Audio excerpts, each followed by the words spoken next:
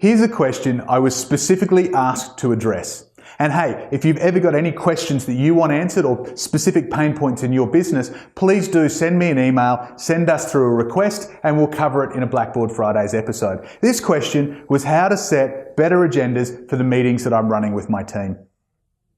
Now, you may recognize this diagram here on the left. This is from episode 28. It's the momentum meeting process. It's designed to help you run more efficient, more energized meetings to get much better outcomes as a result. And it starts up here with the agenda. I'll also draw the analogy to the gratitude sales model, which has agenda as the very first step. Setting a clear agenda at the outset of a meeting is the number one tool that is going to create better meetings and better outcomes for you. So how do you do it?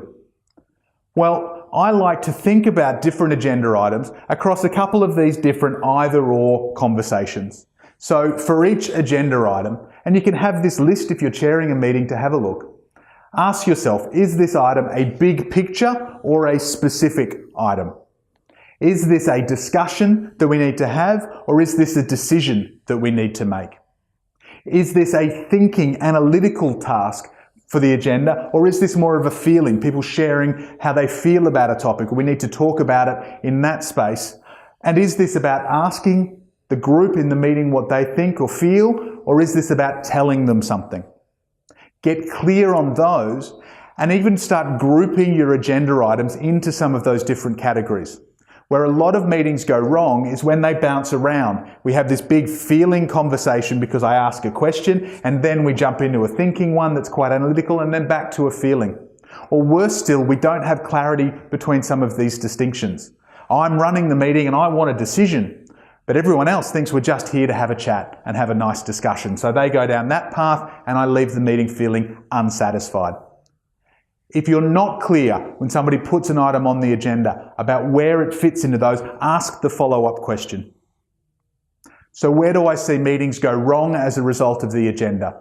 Often, too much big picture and too much discussion, not enough specific, not enough decision. It's a nice chat, but nothing actually gets resolved. You end up having those meetings to plan meetings to have another meeting because nothing actually comes out of the meeting that you set. Get to specifics, ask a question, and I've even said in the past that having a question mark agenda where every item has to end in a question is a great way to make sure that you do get solutions and agreements when you're going through the process. I also see meetings go bad when you discuss things too early. The first one or two things get on the agenda and then the conversation just flows. The most important topic in a meeting may not be the first thing that people think of.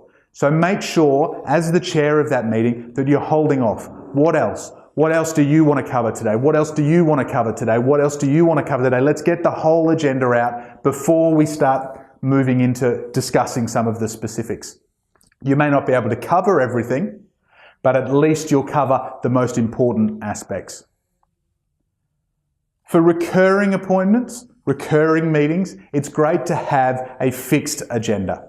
Something that recurs along with the meeting. So this, for instance, might be a meeting with your marketing team, where once a month you sit down and talk about what you're doing from a marketing strategy perspective, and that's going to touch on a lot of the same points month after month. You still want to do the check-in to see what else is there, but by having a recurring agenda, people come prepared.